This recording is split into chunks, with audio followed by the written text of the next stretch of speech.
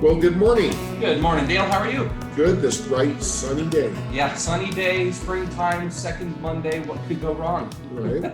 So, you got a lot of stuff for us today. What do we have? We do, and we're going to try to make this as short as possible, but there's some real good information here. Yeah. We want to talk about some moves in the housing market. We want to talk about rates versus housing prices, as well as you've heard on the news, the higher credit people are going to be paying for the lower credit people. The sky is falling. Oh my goodness. Yes, it's not ideal, but it's not as bad as the media is saying. Yeah. Well, before we get to the falling skies and all that good stuff, just a reminder, we have a credit seminar coming up next Tuesday, May 2nd, 5 o'clock p.m. Online, in person. You know the spiel. If you have somebody that could benefit from this information, send them our way.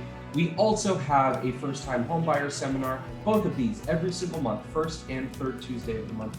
May 16th, 5 o'clock p.m., online, in person. We would love to have you or anybody that would benefit from this information there.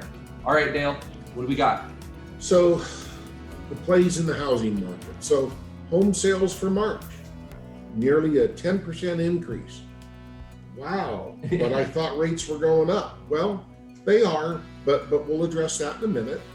The Case-Shiller report says that home appreciation as well as values have also gone up over the last month. And as we talked about, as rates go down, prices are going to go up.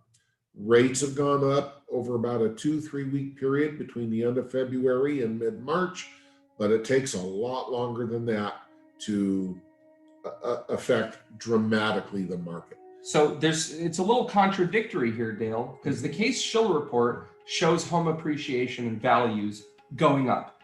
That would automatically tell me that people would maybe not go into the housing market. Like, you don't want to pay more for a house. Well, maybe people are paying attention to us and they're starting to buy because we've told them. No, it can't be that. Well, you never know.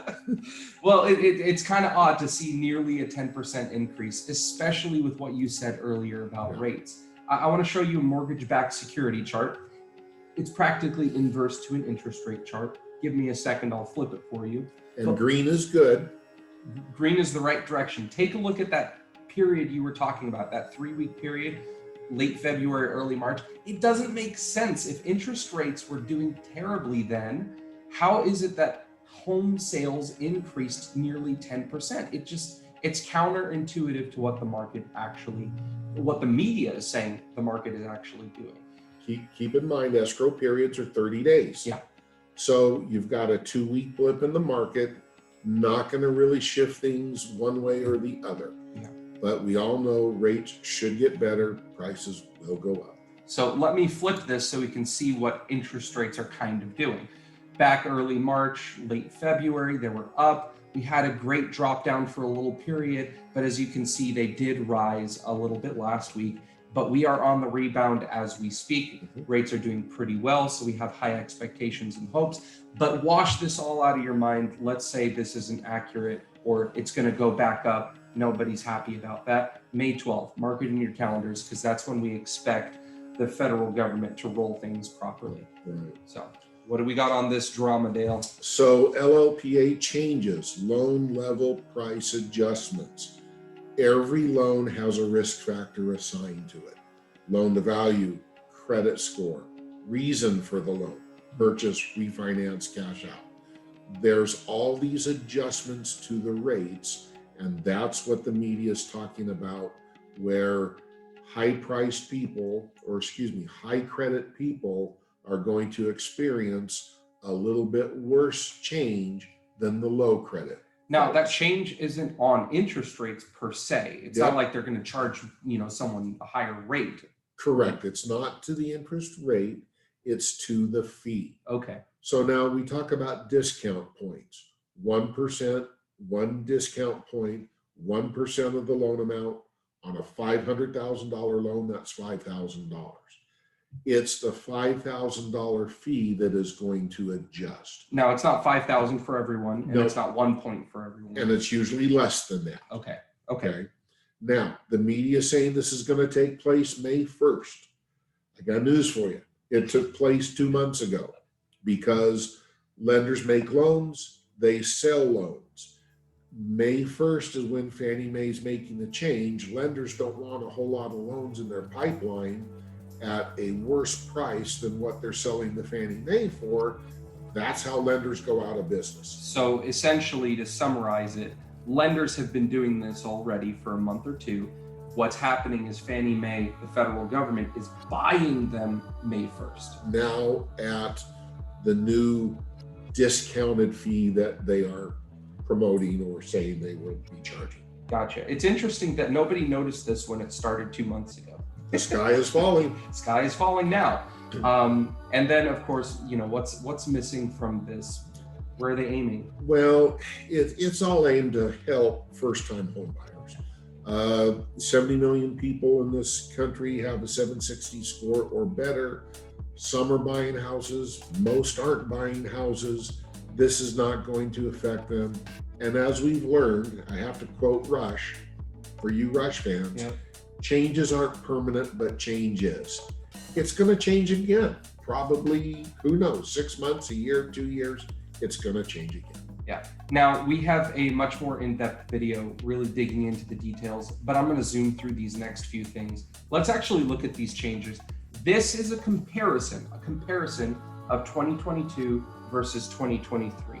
As you can see, our middle section, decent credit scores and up, they're getting hit with some of these adjustments. The red is for the worse, which means it got a little bit worse. The green is for the better. But there's one important thing. All of these changes are meaningless if you are a first-time home buyer and you make 100% of your area median income or less. This comparison, this chart, everything is absolutely washed out. There's no hits, there are no loan level price adjustments, there are no additional fees if you are a first-time home buyer and you make less than 100% area median income. And notice on the 5% down conventional loans, everybody got better. Yeah. And they're trying to promote borrow money. Yep. There's your bottom line.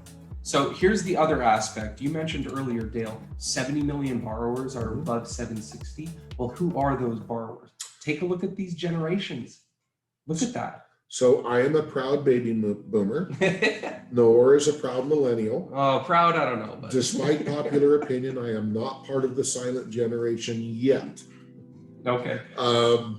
It's one of those, yes, the older you are, typically the better credit you have, and that's because you've learned a lot of life's lessons. Yep.